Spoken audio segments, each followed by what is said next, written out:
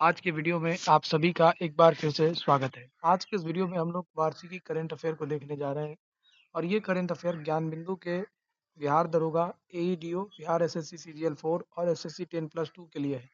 इस current affair की कई सारी विशेषताएं जो आप यहाँ पे देख पा रहे हैं, उन सभी विशेषताओं को देखते हुए हम लोग इस चीज़ों को कवर करेंगे। तो आई थिंक आप लोगों को हमारी आवाज़ पहुँच रही होगी। बिहार विधानसभा चुनाव 2025 का हो या 18वां भारत वन रिपोर्ट 2023 हो, आईसीसी महिला विश्व कप 2025 या फिर राष्ट्रीय परिवार स्वास्थ्य सर्वेक्षण रिपोर्ट 5 हो। तो जब सब पढ़ना ही है तो इनके बारे में जानना ही क्या।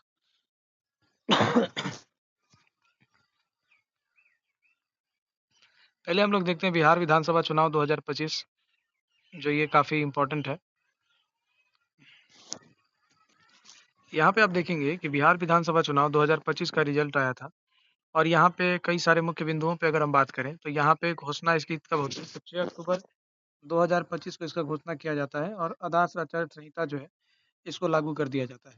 बिहार विधानसभा का जो चुनाव है वो लगभग 2 चरणों में कंप्लीट हुआ। पहला इलेक्शन 6 नवंबर को और 11 नवंबर तक दूसरा चरण होता है और 14 नवंबर को वोटों की गिनती शुरू होती है और उसी दिन परिणाम को जारी कर दिया जाता है। इसके अलावा जो बिहार का जो ये मतदान हुआ उसमें 7 करोड़ 43 लाख लोगों ने हिस्सा लिया, जिसमें पुरुष की संख्या 3 करोड़ 92 लाख और महिलाओं की संख्या 3 करोड़ 50 लाख जो थे मतदाता थे।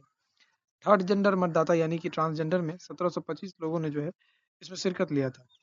विकलांग लोगों की संख्या 7,20,000 के आसपास में थी और 85 वर्ष से अधिक लोगों की संख्या 4 करोड़ 4 लाख के आसपास में था। और यहाँ पे 100 वर्ष से अधिक उम्र के मतदाता 14,000 थे और फर्स्ट टाइम वोट जो देने वाले लोग थे उनकी संख्या काफ़ी ज़्यादा दिखी। तो 14 लाख लोग ऐसे थे जिन्होंने पहली बार वोट दिया था। तो ये कुछ महत्वपूर्ण डेटा थे। इसके अलावा दल और गठबंधन 2 चीज़ें यहाँ पे। जो बीजेपी पार्टी है इनका चिन्ह कमल है और इन्होंने 101 सीटों पे चुनाव लड़ा। आगे हम बात करेंगे कि इनको कितना सीट प्राप्त हुआ।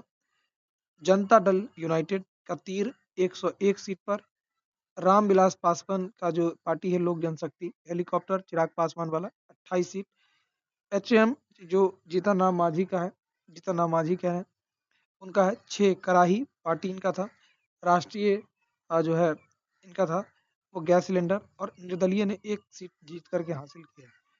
अब देखते हैं कि मधौरा छपरा से लोजपा के उम्मीदवार सीमा सिंह का नामांकन रद्द हो गया था। तो मधौरा से एनडीए ने निर्दलीय उम्मीदवार अंकित कुमार का समर्थन किया। तो अंकित कुमार ने लड़ा था मधौरा छपरा से। राष्ट्रीय जनता दल यानी कि लालटेन जो था महागठबंधन की तरफ से, इन्होंने 142 सीटों पे लड़ा। पंजा कांग्रेस 60 सीटों पे, भाकपा माले लाल झंडा 3 तारा 20, हायाघाट भी इन्हीं से था। यहाँ के जो भारतीय कम्युनिस्ट पार्टी हसुआ हथौड़ा 4, भारतीय कम्युनिस्ट पार्टी हसुआ बाली 1 और विकासशील इंसान पार्टी नाव 14 से थी। एक विकासशील अगर बात करें, विकासशील मोहनिया से राजद के उम्मीदवार जो थे श्वेता सुमन और सुगोली से विकासशील पार्टी के उम्मीदवार शशिभूषण सिंह का नामांकन रद्द हुआ। तो मधौरा से लोजपा के सीमा सिंह और मोढनिया से श्वेता सुमन और सुगोली से शशिभूषण सिंह का नामांकन रद्द हुआ। अन्य पार्टियां रही थी जन स्वराज पार्टी जिसने 238 सीटों पे चुनाव लड़ा, बहुजन समाजवादी पार्टी 130 सीटों पे और एआईएम पार्टी 25 सीटों पे और राष्ट्रीय लोक जनशक्ति पार्टी 25 पे। तो ये इनका कुछ रहा था। अब बात करते हैं कि परिणाम में क्या-क्या हुआ। तो बीजेपी ने जो 101 सीटों पे चुनाव लड़ा था, उन्हें 89 सीटों पे जीत हासिल हुई। सबसे ज़्यादा इन्हें ही वोट प्राप्त हुआ है अभी तक। जेडीयू को 85 सीटें मिली, राष्ट्रीय जनता दल को 25 सीटें मिली और लोजपा को 19 सीटें मिली। और जो भारतीय राष्ट्रीय कांग्रेस इंडियन नेशनल कांग्रेस है उनको 6 सीटें मिली जो 60 सीटों पे चुनाव लड़ रहे थे। एआईएमआईएम पार्टी को 5 सीटें मिली और हिंदुस्तान अवाम मोर्चा को 5 सीटें मिलती हैं। और यहाँ पे जो आप देख रहे हैं कि जो राष्ट्रीय लोक मोर्चा उनको 4 और अदर जो थे निर्दलीय में उन्हें 5 सीटें जो है यहाँ पे मिलता हुआ दिखाई देता है। टोटल जो इस बार मतदान हुआ रिकॉर्ड तौर हुआ था वो 67.13% के आसपास में होता है। पुरुषों की हिस्सेदारी 62 और महिलाओं ने बहुत बढ़ चढ़ के मतदान में हिस्सा लिया जो लगभग 71.78% के आसपास में रहा। कटिहार में सबसे ज़्यादा मतदान होता है इस बार और ये मतदान 78% था। पटना में सिर्फ 55% मतदान हुआ और दीघा विधानसभा सीट पर 39% मतदान हमें दिखता है।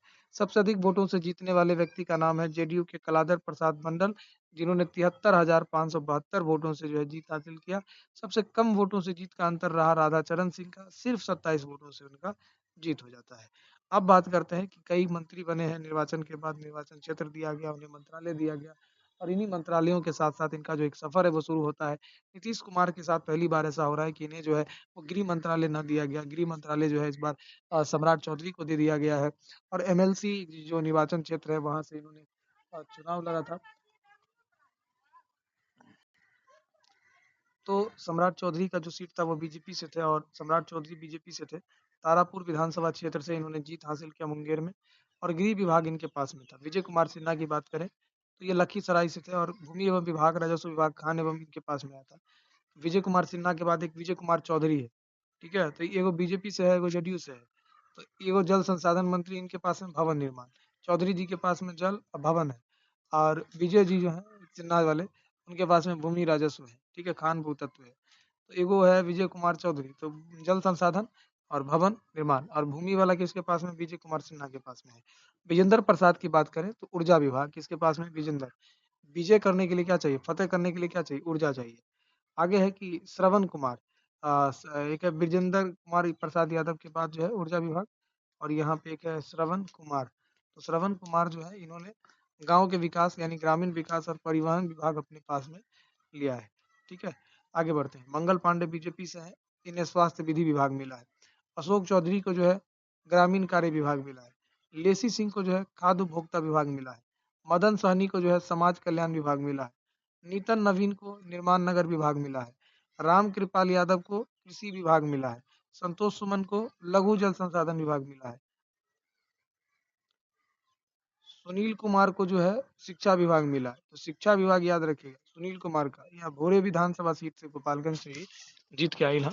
आगल बारा कि जमा खान रहे, जमा खान जी जो है सो अल्पसंख्यक विभाग से हैं और संजय सिंह टाइगर जो है श्रम संसाधन विभाग से हैं। अरुण शंकर जो है पर्यटन कला संस्कृति विभाग से हैं। सुरेंद्र मेहता जो है वो पशु एवं मत्स्य संसाधन विभाग से हमें देखने को मिलते हैं। इसके अलावा नारायण प्रसाद जो है वो आपदा प्रबंधन विभाग से है। लोग आपदा में नारायण नारायण करते हैं तो आपदा में ये हो गए नारायण प्रसाद। रमा जो है वो अति पिछड़ा वर्ग के कल्याण से जुड़े हुए हैं। लखेंद्र कुमार सोहन जो है वो अनुसूचित जाति विभाग से जुड़े हुए हैं। श्रेयसी सिंह सूचना प्रौद्योगिकी और खेल विभाग से जमुई विधानसभा से जीती हैं। और यहाँ पे प्रमोद कुमार जो है वो प्रमोद कुमार बीजेपी के हैं, सहकारिता मंत्री बने हैं और जलवायु परिवर्तन विभाग इनके पास में है। गन्ना मंत्री बने हैं, गन्ना मंत्री बने हैं संजय कुमार और संजय कुमार सिंह जो है वो लोक स्वास्थ्य अभियंत्रण विभाग इनके पास में है। और उसके बाद एक है दीपक प्रकाश, तो जो दीपक प्रकाश जी हैं इनके पास में पंचायती राज विभाग है। एमएलसी है तो इनके पास में पंचायती राज विभाग किसके पास में है? दीपक प्रकाश के पास में है। आगे बढ़ते हैं। 18वां आप देखते हैं, ये तो पहला टॉपिक आप लोगों का कंप्लीट हो गया। 18वां वन स्थिति रिपोर्ट 2023 पे हम लोग नजर डालते हैं। इससे पहले 2021 में ये रिपोर्ट जारी किया गया था। अब इस रिपोर्ट के बारे में कुछ-कुछ महत्वपूर्ण चीज़ों पे हम लोग नजर डालते हैं। यह रिपोर्ट 18वां है और इस 18वें क्रम की रिपोर्ट को जारी किया है पर्यावरण, वन और जलवायु परिवर्तन मंत्रालय के द्वारा। भारतीय वन सर्वेक्षण के द्वारा ये हर साल 2 वर्ष पे ये रिपोर्ट जारी किया जाता है और 21 दिसंबर 2024 को ये जारी किया था। भूपेंद्र यादव उस समय रिपोर्ट विमोचन कर रहे थे। 18वीं रिपोर्ट है और 1987 से लगातार इसको लगाया जा रहा है, प्रकाशित किया जा रहा है। 1988 के अनुसार देश के कुल भूभाग का 33% जो भाग है, वो वन क्षेत्र का होना चाहिए। मतलब इतना तो होना चाहिए, क्योंकि भारत के पास में इतना जंगल नहीं है, बस 21.76% है।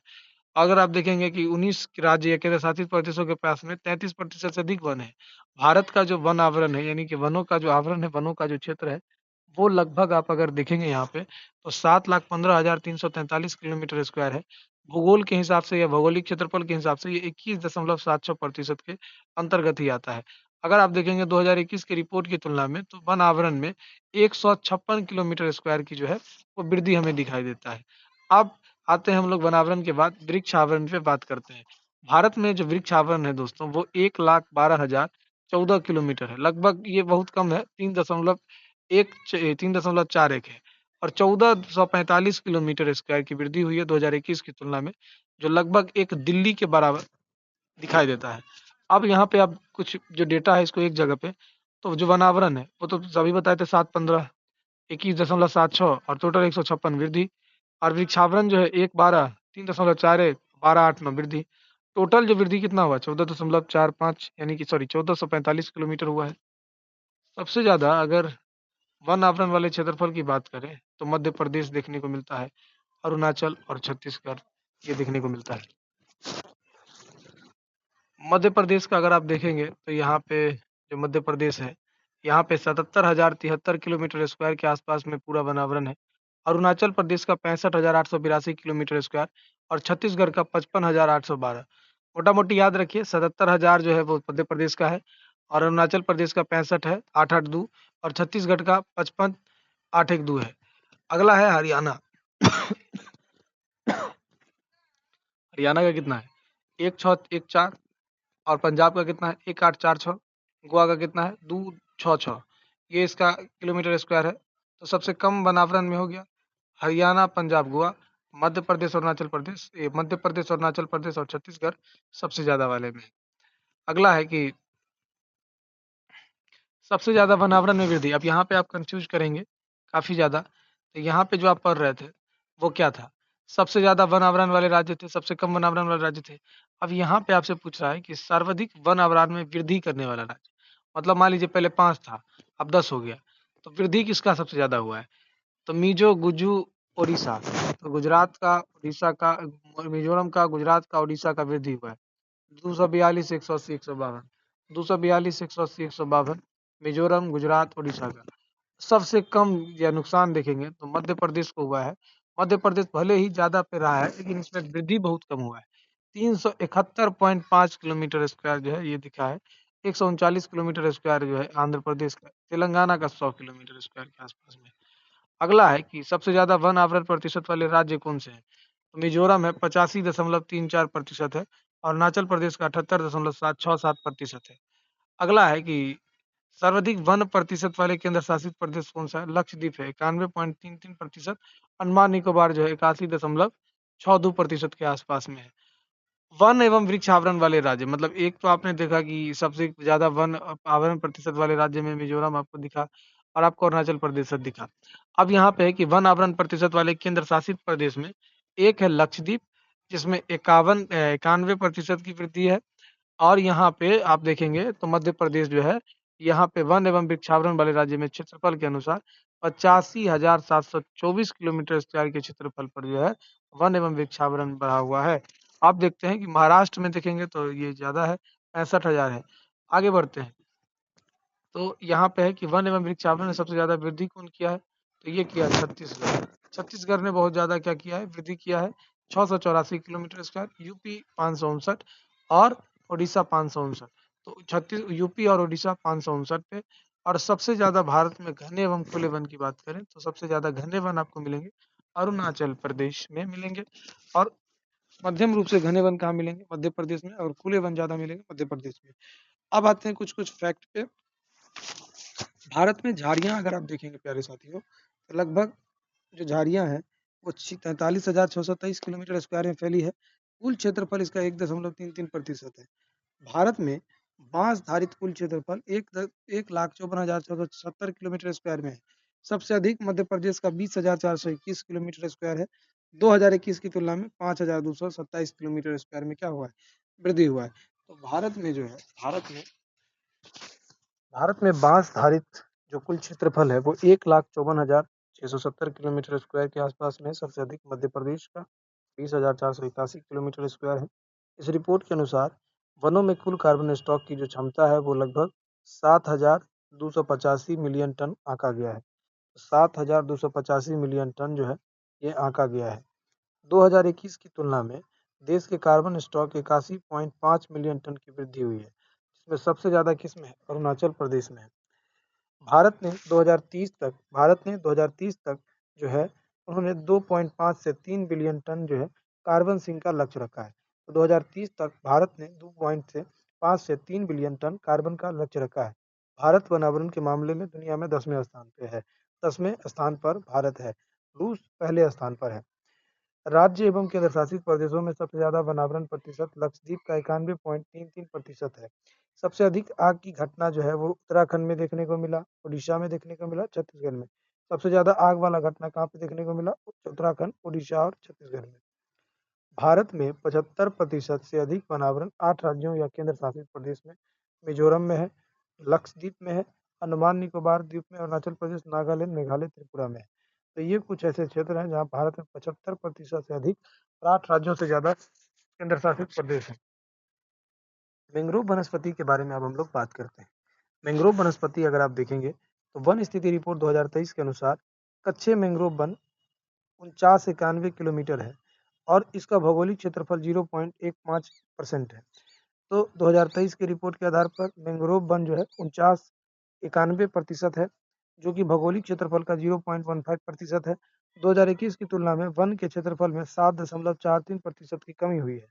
भारत में कुल 12 राज्य केंद्र शासित प्रदेश स्थित है और इस 12 राज्य केंद्र शासित प्रदेश में हमें देखने को मिलता है वनों का प्रतिशत। पहले स्थान पे अगर आप देखेंगे तो मैंग्रोव वन में गुजरात, पश्चिम बंगाल पहले स्थान पे है, जिसका जो मैंग्रोव वन का क्षेत्रफल है वो 21-19 किलोमीटर स्क्वायर है।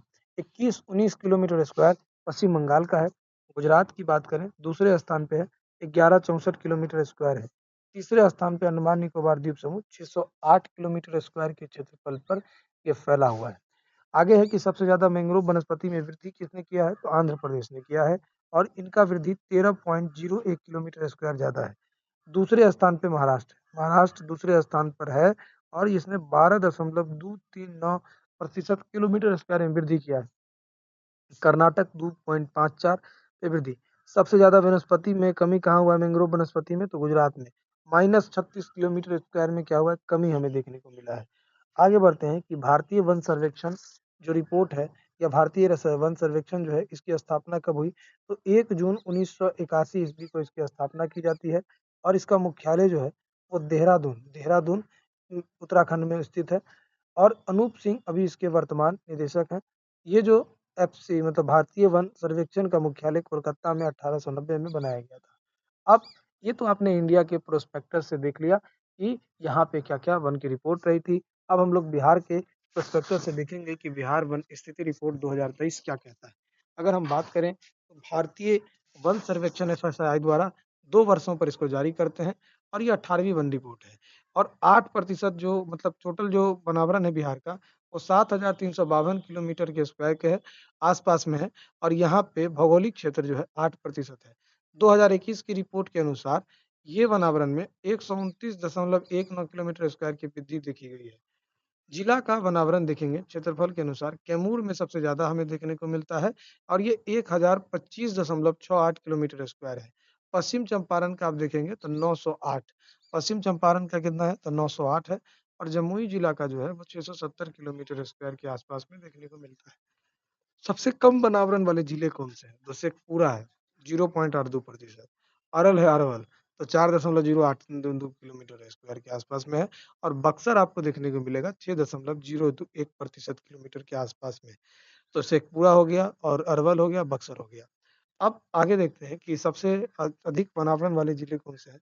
तो कैमूर, जमुई, मुंगेर। कैमूर में कितना है? तो जी कैमूर का जो है आप देखेंगे 30.51% जो है वो यहाँ पे हमें वृद्धि दिखाई देता है और इसके अलावा जमुई दूसरे नंबर पे 21 और मुंगेर 21.57 के आसपास में है। तो थोड़ा ज़्यादा डिफरेंस नहीं है। सबसे कम वनावरण वाले जिले में शेखपुरा न्यूनतम 0.12, बक्सर 0.35 और यहाँ पे सिवान 0.42 है। तो यहाँ पे रिपोर्ट की तुलना में वनावरण में वृद्धि करें तो भागलपुर का देखिएगा वृद्धि क्षेत्रफल हुआ है 32.82 किलोमीटर, मधुबनी का जो है वो 25.71 और पूर्वी चंपारण का 19.44 किलोमीटर स्क्वायर के आसपास में ये क्षेत्रफल हमें देखने को मिलता है। 2021 की रिपोर्ट से अगर तुलना करते हैं तो कैमूर अपने स्थान पे है लेकिन इसके क्षेत्रफल में कमी हो गया 35 किलोमीटर स्क्वायर का, नवादा का 9.76 किलोमीटर स्क्वायर, किशनगंज का माइनस में 7.50 किलोमीटर स्क्वायर। अब वन के प्रकार और सघनता बिहार में विभिन्न प्रकार के वन क्षेत्र को दर्शाता है। यहाँ पे पहला सघनता है अत्यंत सघन वन यानी 70% से अधिक शिखर, ये 387 किलोमीटर स्क्वायर, 0.41% के आसपास में। और यहाँ पे एक है मध्यम सघन वन जो 40% से 70% शिखर पे अवस्थित है। और यहाँ पे खुले वन की अगर हम बात करें तो जो खुला वन है वो कितना है, तो खुले वन 10 से 40% है। और ये 3861 किलोमीटर स्क्वायर यानी कि 4.10% के आसपास में फैला हुआ है। अब अगर हम बिहार में वनावरण में शीर्ष जिलों की बात करें तो मालूमात होता है कि अत्यंत सघन वन जो है वो पश्चिम चंपारण में है। अत्यंत सघन वन कहाँ पे है, पश्चिम चंपारण में है। और ये 303 किलोमीटर के आसपास में है। मध्यम सघन वन पश्चिम चंपारण में है, ये 527 किलोमीटर है। खुले वन जो है वो कैमूर में है और ये 499 किलोमीटर है। बिहार में लिखित वन क्षेत्र का वर्गीकरण पे अगर हम बात करें तो आरक्षित वन यानी कि रिजर्व फॉरेस्ट जो है वो 693 किलोमीटर स्क्वायर है। और संरक्षित वन जो है प्रोटेक्शन फॉरेस्ट वो 6183 किलोमीटर स्क्वायर है। और अंडर फॉरेस्ट जो है वो under reserve forest 566 kilometre square. कुल अभिलाखित वन क्षेत्र अभी 7042 है। तो एक बार इस रिपोर्ट पे एक बार और नजर, यानी कि जो रिजर्व फॉरेस्ट है वो 693, जो संरक्षित फॉरेस्ट है वो 6183, और यूएफ जो है वो 566, और कुल अभिलिखित वन क्षेत्र 7442 किलोमीटर स्क्वायर है। बिहार में झाड़ी यानी सरब का कुल क्षेत्रफल 260.80 किलोमीटर स्क्वायर है, जो कुल क्षेत्रफल का 0.28% है। बिहार का कुल क्षेत्रफल 94,163 किलोमीटर स्क्वायर है। और Valmiki Nagar tiger reserve VTR 796 kilometre square क्षेत्र में वन है, जो टाइगर रिजर्व क्षेत्र 928.80 का 85.71% है। मतलब टोटल जो वाल्मीकि टाइगर रिजर्व है ये 928 किलोमीटर स्क्वायर में है। और इसके 796 किलोमीटर स्क्वायर में यानी कि 85.71% क्षेत्र में पूरा का पूरा जो है वो वन भरा पड़ा है। आगे बढ़ते हैं। आईसीसी महिला विश्व कप 2025 रिपोर्ट तीसरे चैप्टर में हम लोग प्रवेश कर चुके हैं। तो पहली बात कि ये चैप्टर शुरू करने से पहले कि ये शुरू कब हुआ था, तो 30 सितंबर 2024 को 25 को इसे शुरू किया गया था। नवी मुंबई के DY पाटिल स्टेडियम में 2 नवंबर को इसका मैच था। भारत और श्रीलंका जो है वो इसकी मेजबानी कर रहे हैं। इसकी क्या कर रहे हैं, मेजबानी कर रहे हैं। आईसीसी वुमेन्स वर्ल्ड यानी महिला विश्व कप का भारत और श्रीलंका के द्वारा मेजबानी हुआ था। विजेता टीम की बात करें तो भारत ने जो है वो 52 रन से हराया है। किसे हराया है, तो दक्षिण अफ्रीका को हराया है। इस टूर्नामेंट पे नज़र डालें तो 2025 का टूर्नामेंट का 13वां संस्करण 4 साल के गैप पे होता है, अंतराल पे होता है। 8 देश इसमें शामिल होते हैं। अगर देखें तो अमोल मजूमदार कोच थे भारत के, और इनका जन्म महाराष्ट्र मुंबई में हुआ था। महिला टीम के कोच हैं, 2023 से कंटिन्यू है। अमोल मुंबई में जन्म हुआ था और 2023 से। कप्तान की बात करें तो हरमनप्रीत कौर जो है वो पंजाब के मोगा शहर में इनका जन्म हुआ था 2017 में। और vision cricket of the year 2023 की रह चुकी है हरमनप्रीत कौर। कप्तान दक्षिण अफ्रीका का नाम था वॉल वाइट। वॉल वाइट जो था वो कप्तान थे दक्षिण अफ्रीका के, और आईसीसी वर्ल्ड कप 2025 के उप विजेता बने थे ये। Women's T20 I team of the year में 2021 का रहा है। कोच दक्षिण अफ्रीका का था मंडला मासम्बी। तो मंडला मासम्बी यहाँ के, और हम लोगों के कोच का नाम क्या था, जो हम लोगों के कोच का नाम था वो था अमोल मजूमदार। अमोल मजूमदार जो थे वो कोच का नाम था। प्लेयर ऑफ द मैच अगर बात करें तो किसे मिला है, तो प्लेयर ऑफ द मैच मिला है शेफाली वर्मा को। शेफाली वर्मा को मिला है। और शेफाली वर्मा रोहतक की रहने वाली है। हरियाणा राज्य के आयु के ब्रांड एम्बेसडर के रूप में ये रह चुकी है। Player of the tournament Deepti Sharma है। और सहारनपुर में अर्जुन पुरस्कार 2020 में जीता। यूपी पुलिस DYSP रह चुकी है इनकी नियुक्ति में ये 2025 में। तो प्लेयर ऑफ द टूर्नामेंट का खिताब दीप्ति शर्मा ने जीता है। तो दीप्ति शर्मा ने जीता है, लेकिन दीप्ति शर्मा जो है वो DYSP रह चुकी हैं 2024 में। इनकी नियुक्ति हुई थी उत्तर पूर्व प्रदेश पुलिस में 2020 में। सहारनपुर जिले की ये रहने वाली थी। अगला बढ़ते हैं। अगला प्रश्न कह रहा है कि पुरस्कार अभी हाल ही में आईसीसी ने विजेता टीम के लिए 4.48 मिलियन यानी 34 करोड़ की पुरस्कार राशि घोषित किया है। इसके अलावा भारतीय क्रिकेट नियंत्रण बोर्ड BCCI ने विजय के उपरांत इक्यावन इक्यावन करोड़ के नकद पुरस्कार की घोषणा किया। तो आईसीसीआई ने जो आईसीसी की तरफ से जो है 34 करोड़ और BCCI की तरफ से 51 करोड़ रुपए के नकद पुरस्कार की घोषणा की गई है। इसके अलावा अगर आप देखें विजेता टीम के लिए $2.24 मिलियन या लगभग 20 करोड़ के आसपास में से ये पैसे दिए गए थे। सेमीफाइनल $1.12 मिलियन लगभग 10 करोड़। भारत इससे पहले 2005 और 2017 में फाइनल में पहुंचा था, जहां उसे क्रमशः ऑस्ट्रेलिया और इंग्लैंड से हार का सामना करना पड़ा था। दूसरी ओर इस जीत के साथ भारतीय ऑस्ट्रेलिया, इंग्लैंड और न्यूजीलैंड के बाद महिला विश्व कप हरमनप्रीत की कप्तानी में जीतने वाली चौथा देश बना। पूर्व में 4 संस्करणों की विजेता टीम में ऑस्ट्रेलिया 2013 में, इंग्लैंड 2017 में और ऑस्ट्रेलिया 2022 में और भारत ने 2025 में अपना जगह यहाँ पे बना लिया है। तो ये आपने देख लिया। फटाफट बता दें कि 30 सितंबर 2025 को इसका आयोजन किया गया। 8 देशों ने इसमें भाग लिया था। 4 साल के अंतराल पर ये गेम किया जाता है और यहाँ पे अमोल मजूमदार इसके कोच थे, जबकि यहाँ के जो कोच थे यानी कि अ, जो मतलब दक्षिण अफ्रीका के उसका नाम था मसेम्बी, कप्तान वर्ल्ड वाइड और भारतीय कप्तान थे हरमनप्रीत कौर और विजेता बने हैं player of the tournament Deepti Sharma, DYSP रह चुकी हैं। उत्तर प्रदेश की Shafali Verma player of the match बनी है और आईसीसी ने 34 करोड़, बीसीसीआई ने 51 करोड़ और उप विजेता टीम को मिला 20 करोड़ और 2005-2007 में पहुंचा था, इसलिए ऑस्ट्रेलिया और इंग्लैंड से हार का सामना करना पड़ा।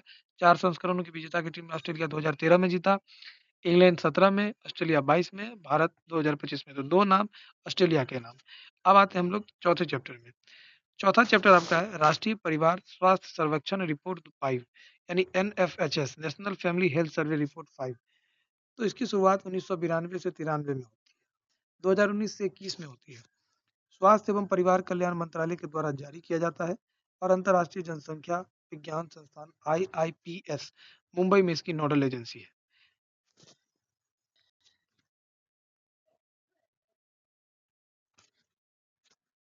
तो जैसा कि आपने देखा कि 1992 से 93 में एनएफएचएस 5 रिपोर्ट को जारी किया गया था और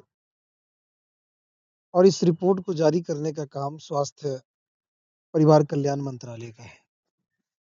नोडल एजेंसी हमने आपको बता दिया कि आईआईपीएस यानी इंटरनेशनल पॉपुलेशन विज्ञान संस्थान के द्वारा इसे हर साल जारी किया जाता है। आईआईपीएस की बात अगर हम इसके प्रमुख आंकड़ों पे बात करें तो इसका जो कुल प्रजनन दर यानी कि टीएफआर है वो एनएफएचएस 5 2.2 और एनएफएचएस 4 2.2 बताता है कि ग्रामीण क्षेत्र में जो टोटल फर्टिलिटी रेट है वो 2.1 है और शहरी क्षेत्रों में टोटल फर्टिलिटी रेट जो है वो 1.6 है। शिशु मृत्यु दर जन्म के समय वो 35.2 रही है और टीएफआर 2.41 से ऊपर है यानी कि जनसंख्या बढ़ेगी। टीएफआर अगर 2.1 से नीचे है तो दीर्घकाल में जनसंख्या घटने लगेगी। अब बात करते हैं साक्षरता दर यानी कि लिटरेसी रेट की। तो पुरुषों में एनएफएचएस 5 का कहना है कि जो लिटरेसी रेट है वो 84% है और वही लिटरेसी रेट महिलाओं में 71.5 है।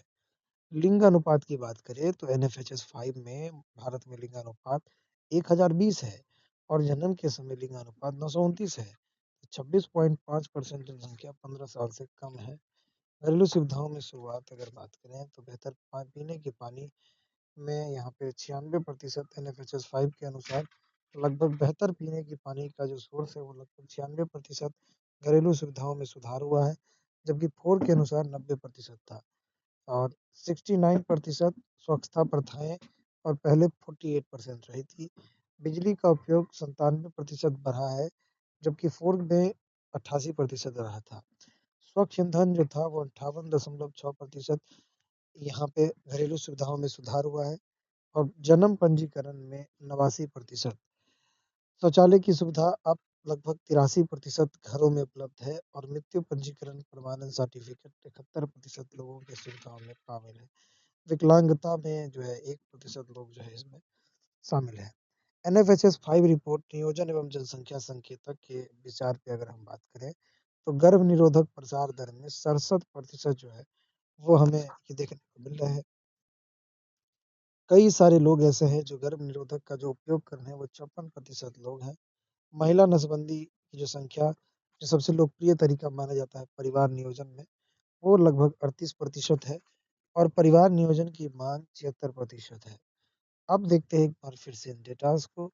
तो साक्षरता दर हमने देखा था कि 84%, पुरुषों का 71 और भारत में लिंगानुपात 1020, जन्म के समय लिंगानुपात 929 और 26.5% जनसंख्या 15 साल से कम। की जनसंख्या है।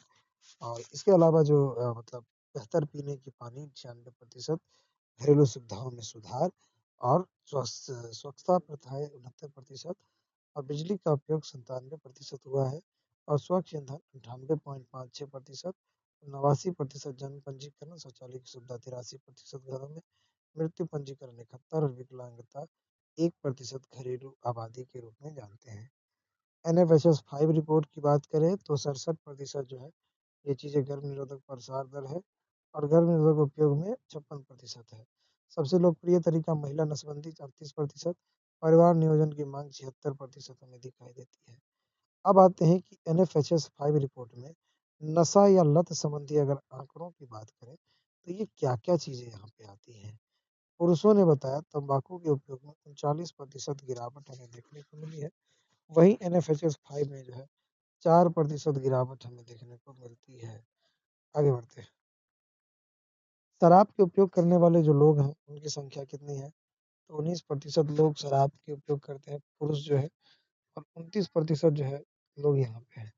NFHS 5 1% में लोग ऐसे हैं जो महिलाएँ शराब के उपयोग करती है, 4 बता रहा था 1.2 तो महिलाओं ने शराब पीना कम कर दिया है। मासिक धर्म और स्वास्थ्य या प्रजनन प्राथमिकताओं को लेकर के किसी भी स्वच्छ विधि का उपयोग करने वाली जो महिलाएँ हैं, जो लेडीज़ हैं, वो 78% लेडीज़ हैं और यहाँ पे सैनिटरी नैपकिन का उपयोग करने वाले जो लोग हैं 64%, मासिक धर्म के दौरान स्नान करने वाली महिलाएँ 96% हैं। औसत जन्म अंतराल पे बात करें इस रिपोर्ट के महीने में तो 33 महीने NFHS 32 महीने तक जो है ये बताया गया औसत जन्म अंतराल, संस्थागत जन्म 88.6, कम उम्र में शादी यानी 18 वर्ष से कम उम्र की शादी महिलाओं में 23.3 तो पुरुषों में 17.7% है। किशोर गर्भधारण की बात करें तो NFHS 5 रिपोर्ट बताता है कि 5 रिपोर्ट में 6.8% लोग ऐसे हैं, पहले ये 7.9 था हालाँकि अब कम हुआ है, तो ये ज़्यादा नहीं है। महिलाओं के खिलाफ घरेलू हिंसा पे अगर नज़र डालें तो अभी तक 29.3% जो है वो महिलाओं के खिलाफ घरेलू हिंसा हो रहा है। सबसे ज़्यादा अगर घरेलू हिंसा बात करें तो कर्नाटक में 48%, बिहार, तेलंगाना, मणिपुर और तमिलनाडु का स्थान है। तो बिहार दूसरे नंबर पे आता है और सबसे ज़्यादा कर्नाटक में जो होता है डोमेस्टिक वायलेंस देखने को मिलता है। सबसे कम जो डोमेस्टिक वायलेंस है वो आपको लक्षद्वीप में दिखेगा 2.1।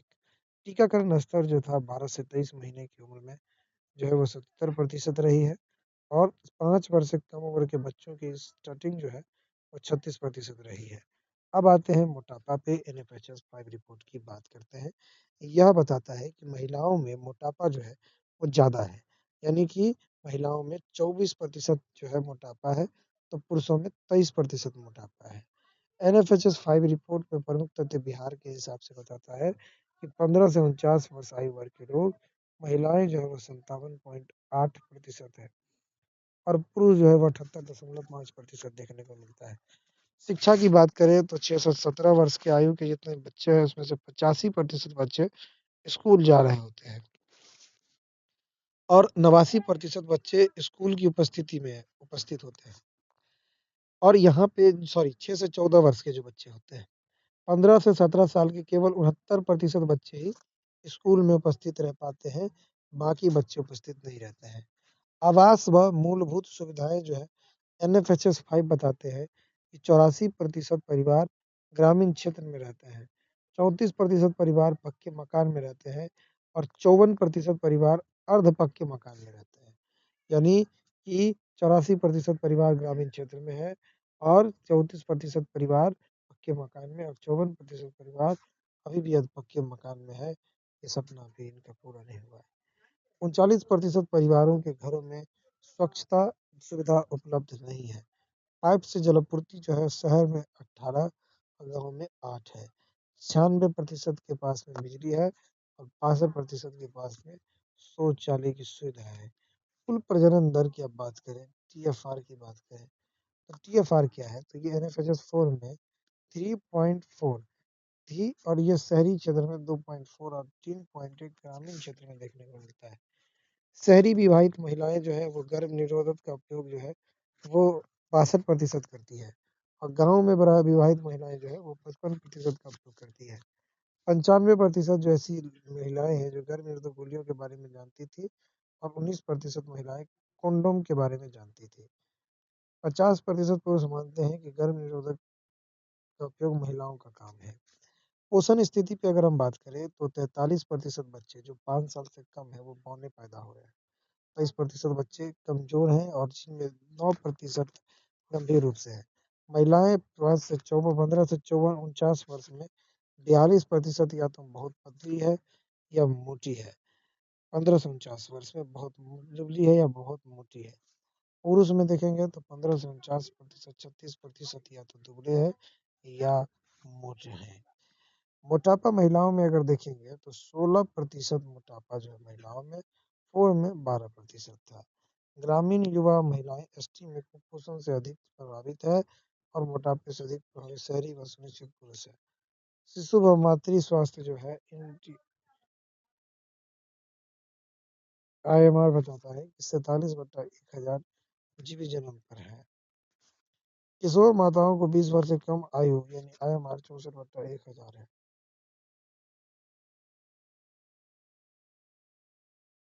आगे बढ़ते हैं कि प्रसव पूर्व देखभाल में बताया गया कि डॉक्टर से 39% देखभाल लोग करते हैं। नर्स दाई से 29% अभी भी होता है। प्रसव के बाद देखभाल न करने वाली जो महिलाएं हैं या लोग हैं वो 18%। पूर्ण टीकाकरण जो 12 से 23 आयु में लगता है 71% और आंशिक टीकाकरण जो होता है 97% है। स्वास्थ्य जागरूकता व बीमा HIV एड्स के बारे में जानकारी पुरुष जो है वो 92% जानकारी देता है और 76% महिलाएं देती है। समग्र जानकारी पुरुष जो है वो 25% देता है और महिलाएं 10.3% देता है। स्वास्थ्य बीमा कवरेज की बात करें तो केवल 15%, परिवार 14.6% देता है। ग्रामीण कवरेज जो होता है 15% और शहरी कवरेज जो है वो 12% के आसपास में होता है। 11 नंबर देखेंगे दोस्तों कि आज पूरा टॉपिक ही खत्म करना है तो जोश बनाना है। शारीरिक यौन हिंसा का विकार 18 से 49 वर्ष में 40% महिलाएं, 7% महिलाएं शारीरिक यौन दोनों हिंसों से प्रभावित है। तो शारीरिक और यौन हिंसा का शिकार 40% महिलाएं और 7% महिलाएं शारीरिक यौन हिंसा से प्रभावित है। मदद मांगने वाली मेडिकल पेशेवर से 3% है। पुलिस में 2% महिलाएं हैं। आगे बढ़ते हैं कि लिंगानुपात बताया गया है कि NFHS 5 ने बताया कि 1090 लिंगानुपात है और ग्रामीण क्षेत्र में 1062। ग्रामीण क्षेत्रों में 11 देखने को मिलता है लिंगानुपात और 982 शहरी क्षेत्रों में। जन्म के समय लिंगानुपात 908 में देखने को मिलता है। NFHS से संबंधित महत्वपूर्ण आंकड़े 23% जो महिलाएं हैं 23%, उन 23% महिलाओं में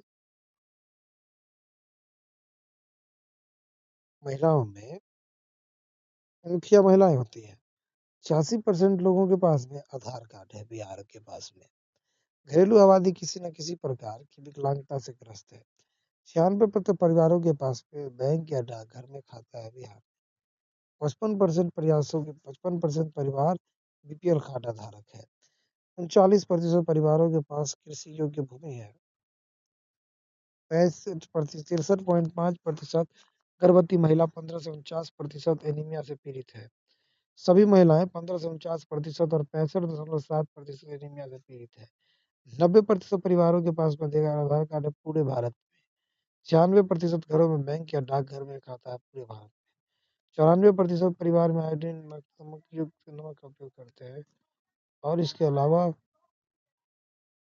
कोई ना कोई सदस्य स्वास्थ्य बीमा वित्त पोषण योजना का प्रयास करता है और 15 से 49 वर्ष आयु वर्ग के 97% महिलाओं को एनीमिया से पीड़ित थी और भारत में वो अवस्थित है। 2025-26 के बजट पे अगर हम नजर डालें तो ये बजट सबसे पहले काफ़ी इंपॉर्टेंट है एग्जाम के पर्सपेक्टिव से। 2025 के बजट पर डालने से पहले कुछ कुछ फैक्ट देखते हैं कि बजट क्या है, बजट क्या होता है। तो रेनगेज ने बताया कि आधुनिक राज्य में बजट को जो प्राप्ति या खर्च का जो अनुमान होता है या कुछ खर्चों को प्राप्त करने या एकत्र करने का जो माप होता है। सबसे पहले 1773 में जो इंग्लैंड के प्रधानमंत्री थे रॉबर्ट वॉलपोल के ओपनिंग द बजट नामक वित्तीय योजना के विरोध में इसका किया गया था। व्यंग रचना में इस शब्द का प्रयोग किया गया था और ओपनिंग द बजट नामक वित्तीय योजना के विरोध में किया गया था। हम इंडियन कॉन्स्टिट्यूशन के प्रोस्पेक्टस में अगर बात करें तो भारतीय संविधान के अनुच्छेद 112 और वार्षिक वित्तीय विवरण की जानकारी दी गई है। भारतीय संविधान के एक दो शब्दों के तहत राज्य सरकार को हर साल अपने बजट को विधानमंडल में पेश करना पड़ता है और वार्षिक वित्तीय विवरण देना होता है। 1 अप्रैल से 31 मार्च तक वित्तीय वर्ष चलता है, फाइनेंशियल ईयर चलता है और बजट में सरकार के अनुमानित खर्चों के साथ वित्त वर्ष के आय और व्यय का भी अनुमान रहता है। अब हम देखते हैं कि भारतीय बजट ऐतिहासिक प्रावधान क्या क्या रहा है। भारत में जो पहला बजट था वो 7 अप्रैल 1860 ईस्वी को पेश किया गया था। वित्त मंत्री जेम्स विल्सन ने किया था। और आजादी के बाद देश का पहला बजट 26 नवंबर 1947 को वित्त मंत्री आर के सन्मुखम चेट्टी ने प्रस्तुत किया। गणतंत्र भारत का पहला बजट 28 फरवरी 1950 को जॉन मथाई ने पेश किया था। और सबसे ज्यादा यानी सर्वाधिक बार जो बजट है, 10 बार बजट को पेश करने का काम किया मोरारजी देसाई ने किया था। निर्मला सीतारमन ने बजट जो पास किया वो 8 बार बजट को पास किया था। आम बजट और रेल बजट आम बजट और रेल बजट सन 1924 ईस्वी से में रेल बजट को जो है वो सामान्य सरकारी वित्त से अलग कर दिया गया। देव विवेक देवराय समिति की सिफारिश पर वित्त मंत्री अरुण जेटली ने वित्तीय वर्ष 2017 से 18 में रेल बजट और आम बजट को एक साथ करके 92 साल की चली आ रही जो प्रथा रही थी उसे समाप्त किया। अब दोस्तों बात करते हैं कि बजट 2025-26 कैसे पेश हुआ। तो 1 फरवरी 2025 को जो है तेलुगु कवि नाटककार श्री गुआरजादा अप्पा राव की प्रसिद्ध कहावत एक देश सिर्फ उसकी मिट्टी नहीं है बल्कि एक देश उसके लोगों से है, इसके साथ वित्त मंत्री ने बजट को पेश किया। बजट का थीम रहा था कि सभी क्षेत्रों का जो है हमें क्या करना है, वो संतुलित विकास करना है और उसे प्रोत्साहित करके सबका विकास करना है। गरीब युवा अन्नदाता और नारी पर इस बजट को ध्यान रखा गया। गरीब युवा अन्नदाता और नारी पर इस बजट को बहुत ज्यादा गंभीर रखा गया। अगर हम बात करें बजट के बारे में तो बजट का विषय जो था वो विकसित भारत की आकांक्षा पे जुड़ा हुआ था। इस बजट की आकांक्षाओं पे अगर हम भी बात करें तो यहाँ पे हमें पता चलता है कि इस बजट में विकास में तेजी लाना था, समावेशी विकास को सुनिश्चित करना था, निजी क्षेत्र के निवेश में जान डालना था और जो परिवार है उस परिवार के मनोभाव में उल्लास को भरना था। भारत के बढ़ते मध्यम वर्ग की खर्च करने की शक्ति को बढ़ाना था।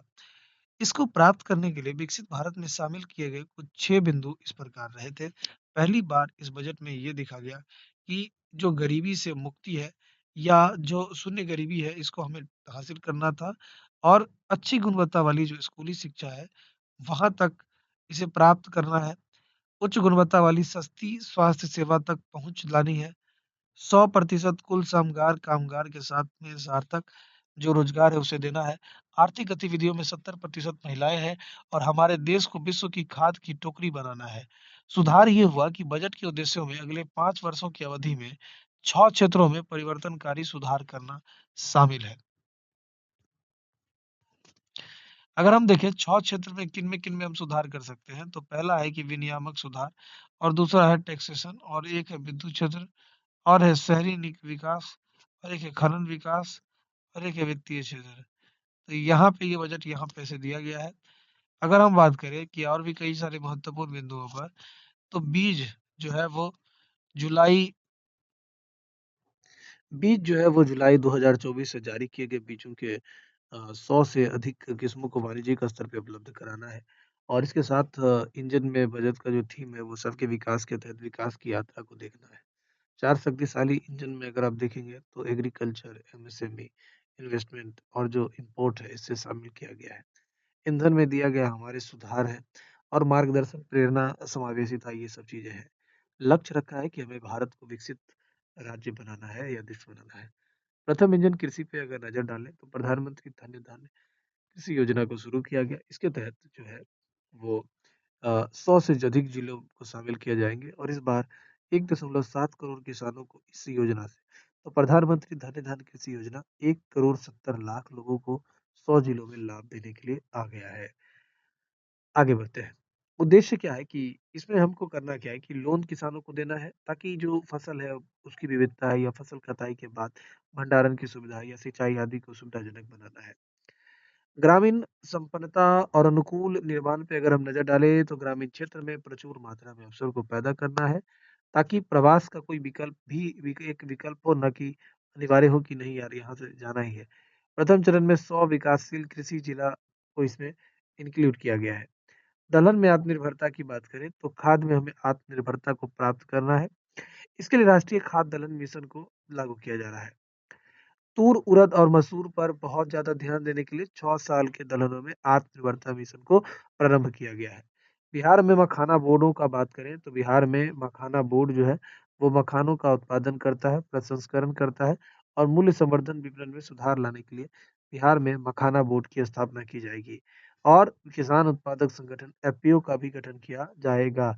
इसके अलावा राष्ट्रीय उच्च पैदावार बीज मिशन यानी कि उच्च पैदावार कीट प्रतिरोधी और जलवायु परिवर्तन के अनुकूल बीजों का विकास और प्रचार होगा।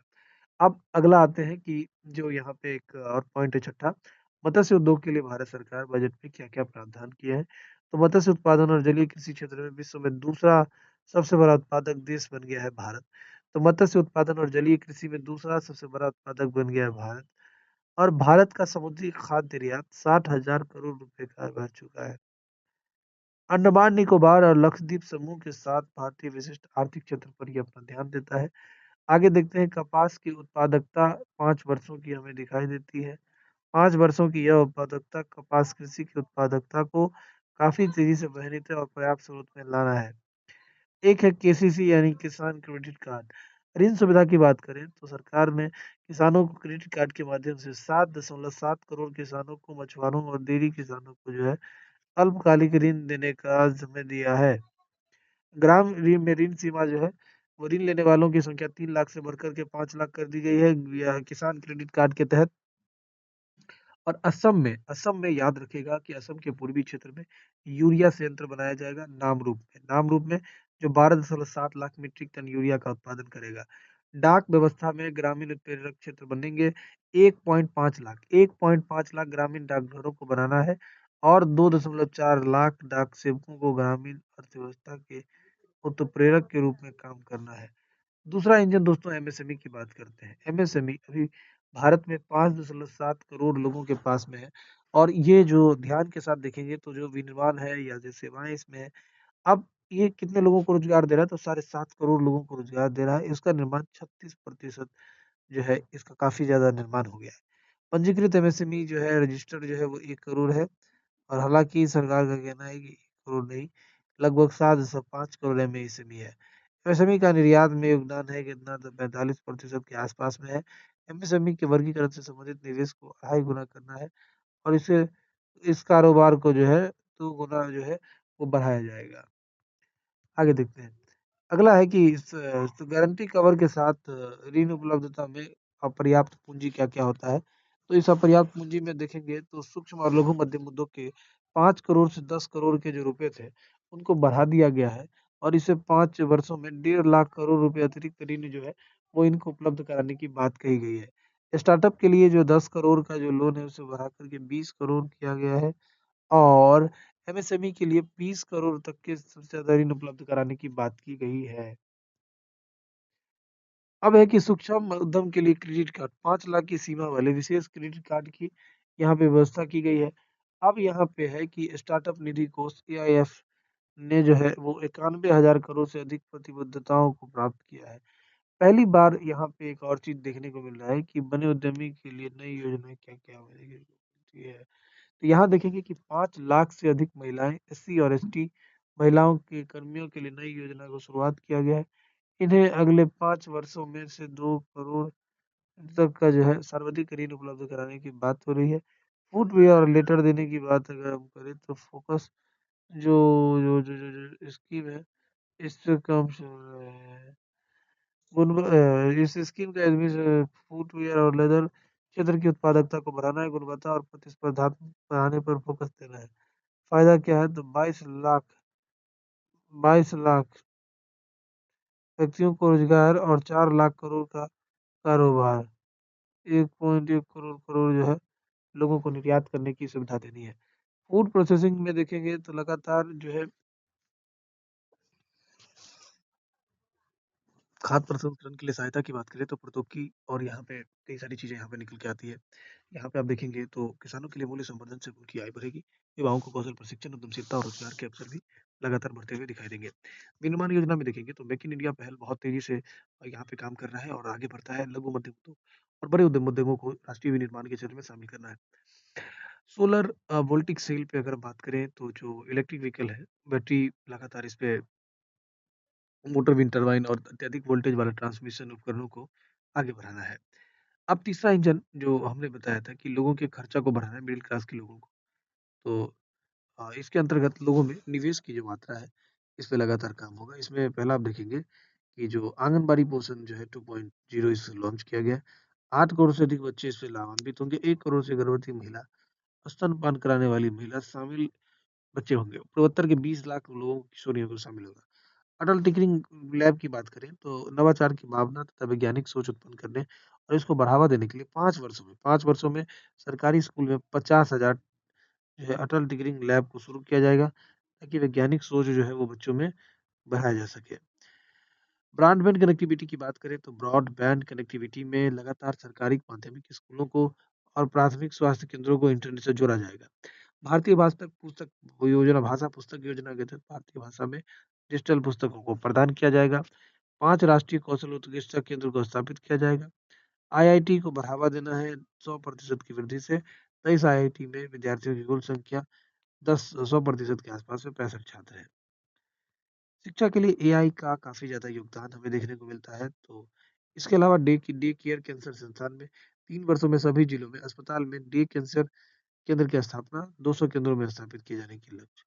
पीएम स्वनिधि योजना के तहत 30,000 से रुपए की सीमा के साथ यूपीआई से जो है वो जुड़ेंगे क्रेडिट कार्ड और लगभग लगभग 68 लाख लोगों को इससे मिलेगा लाभ। अर्थव्यवस्था में अगर हम निवेश की बात करें अर्थव्यवस्था में अगर हम निवेश की बात करें तो लगातार अवसंरचना में जो निजी भागीदारी है, जो पीपीपी है, वो लगातार इसमें आईपीआईआईडी की स्कीम से सहायता ले रहे हैं। अवसंरचना के लिए राज्यों को सहायता। पूंजीगत व्यय के लिए 50 वर्ष की अवधि के ब्याज भुगतान मुक्त ऋण के लिए 1.5 लाख करोड़ रुपए का परिव्यय किया जाएगा।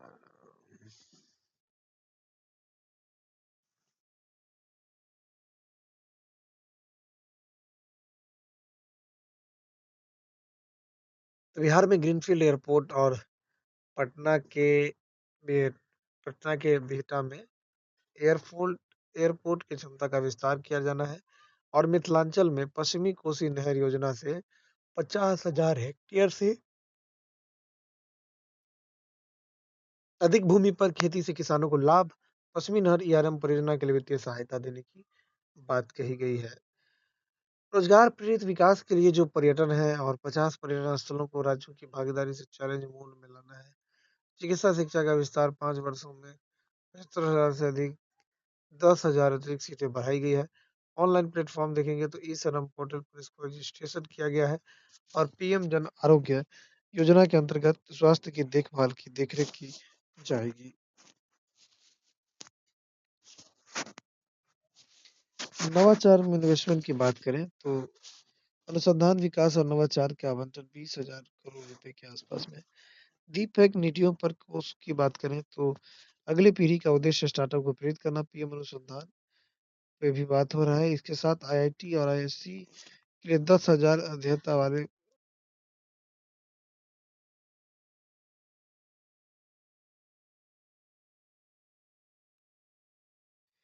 प्रदान किया जाना है।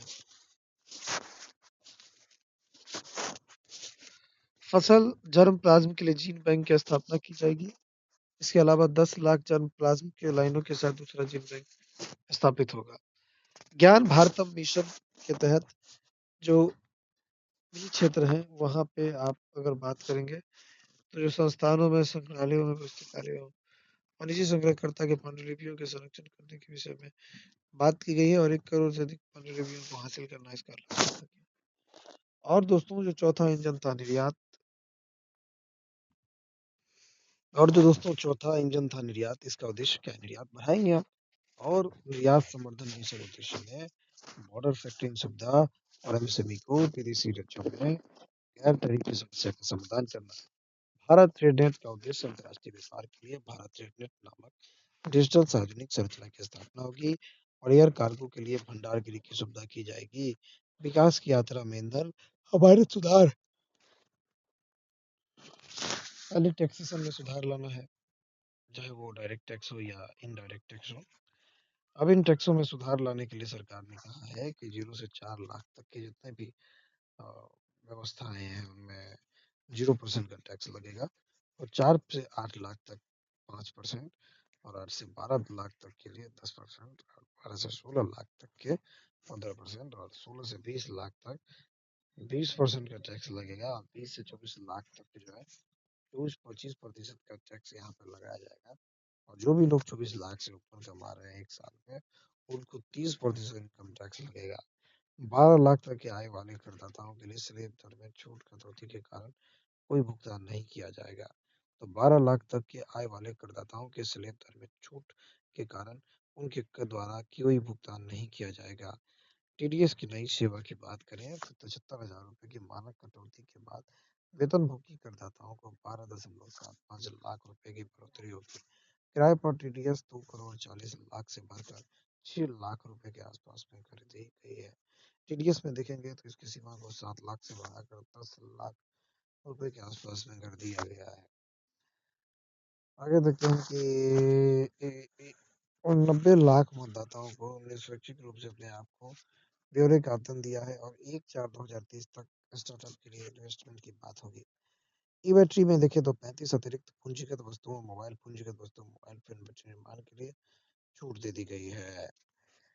ट्रेड दूरसंचार की बात करें तो कैरियर ग्रेड इंटरनेट या ईयरनेट स्विचों पर बीसीडी ने 20% से घटाकर 10% किया है।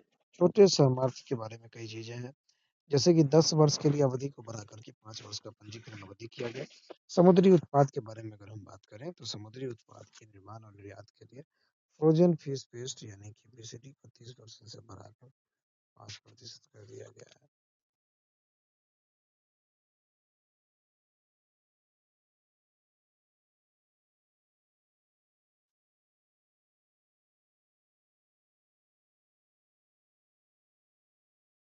उपकर के 82 टैरिफ लाइनों पर समाज कल्याण अधिकार में बहुत बड़ा वृद्धि होगा।